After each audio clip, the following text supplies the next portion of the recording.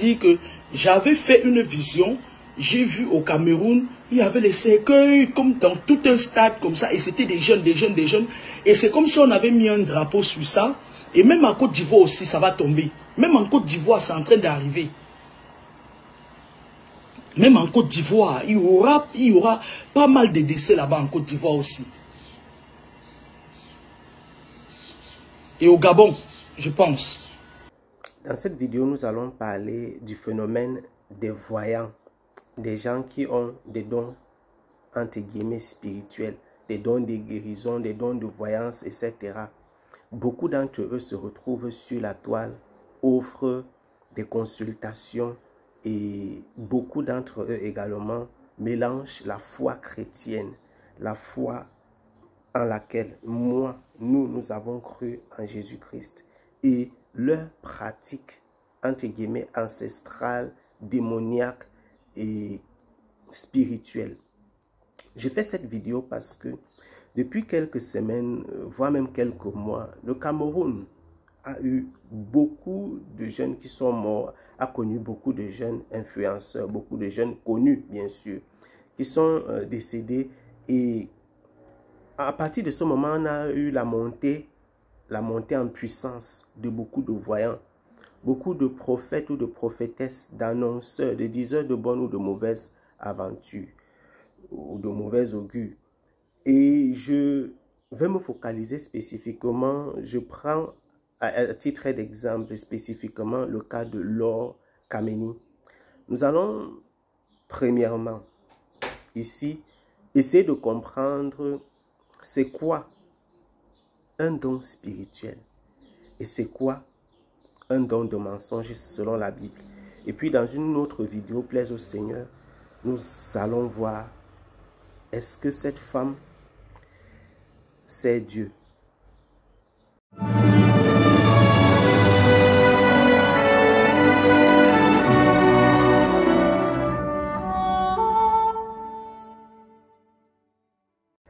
Shalom et bien-aimés dans le Seigneur. Je vous salue dans le saint et le puissant nom de Jésus-Christ de Nazareth. La Bible déclare dans la lettre de Paul aux Thessaloniciens que l'apparition de l'impie se fera avec des signes et des prodiges mensongers. Des signes et des prodiges mensongers. Pourquoi ces signes et ces prodiges-là seront mensongers? Est-ce que c'est parce qu'ils ne sont pas réels? En effet, les signes et les prodiges que Satan fait sont des signes visibles, palpables, que l'on peut distinguer.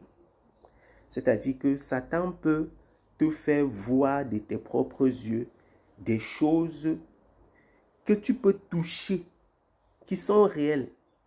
Donc ce sont des signes que l'on peut vraiment examiner et avoir des preuves scientifiques qu'ils ont été faits.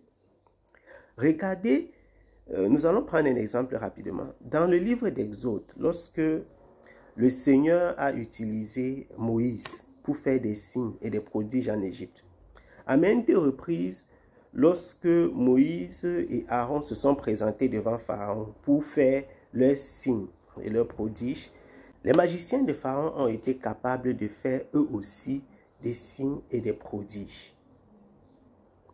Ils ont été capables eux aussi d'accomplir des choses extraordinaires. Les choses que les magiciens de Pharaon faisaient étaient visibles, palpables, mesurables. On pouvait voir comment leur bâton se transforme en serpent.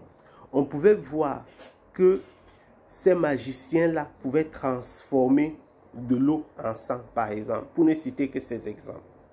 Donc, les signes et les prodiges que les magiciens de Pharaon accomplissaient étaient visibles, mesurables, distinguables, vérifiables. Et la Bible déclare, l'apparition de l'impie se fera avec des signes et des prodiges que la Bible qualifie de mensongers. Alors, c'est quoi un signe ou un prodige mensonger?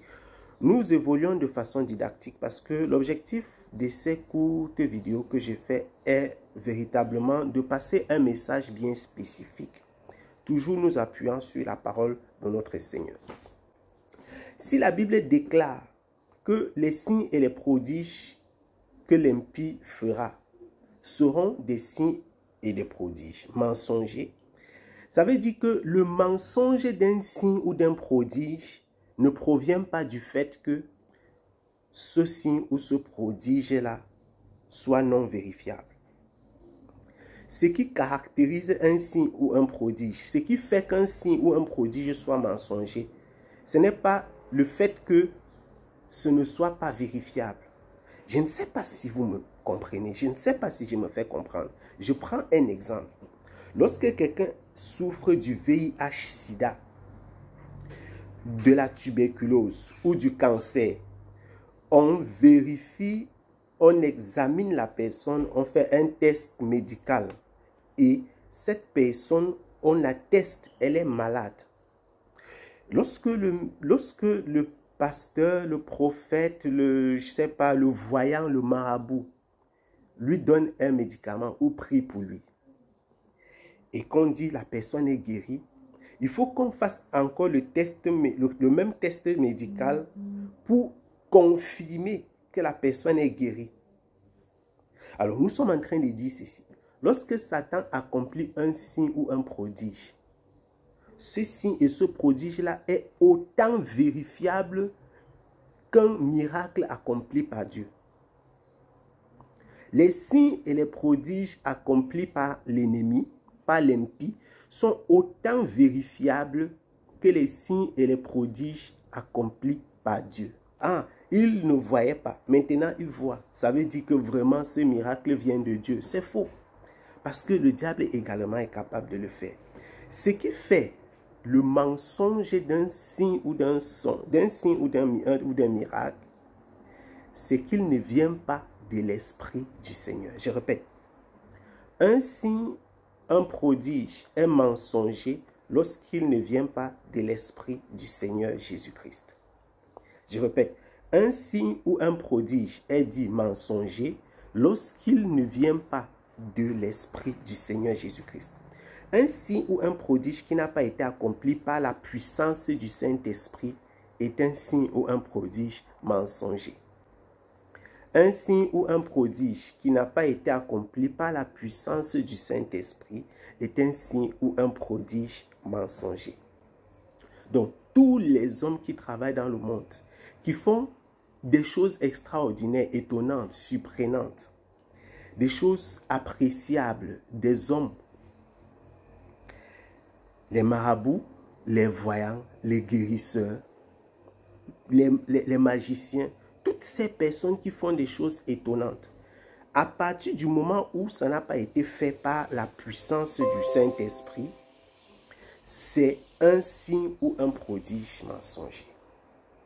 À partir du moment où ce n'est pas le Saint-Esprit, c'est pourquoi la Bible déclare que l'apparition de l'impie se fera par des signes et des prodiges mensongers. Pourquoi ils sont mensongers? Parce que c'est l'esprit du mensonge qui a initié, qui a institué, qui est à la base, qui est dans le fondement de ces signes et de ces prodiges. Ces signes et ces prodiges ne sont pas mensongers à cause du fait qu'ils ne sont pas vérifiables. Non, ils sont mensongers parce que c'est l'esprit du mensonge qui est derrière. Ils sont mensongers parce que c'est l'esprit du mensonge qui est derrière. Et je vais encore vous dire, une prophétie, c'est pareil.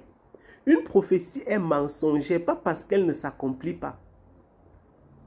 Une prophétie est mensongère parce qu'elle ne vient pas de Dieu. Parce qu'elle ne vient pas de l'Esprit de Dieu. Et je vous redis encore, une prophétie est mensongère parce qu'elle ne vient pas de Dieu et elle ne vient pas de l'Esprit de Dieu. C'était extrêmement important de poser ces bases.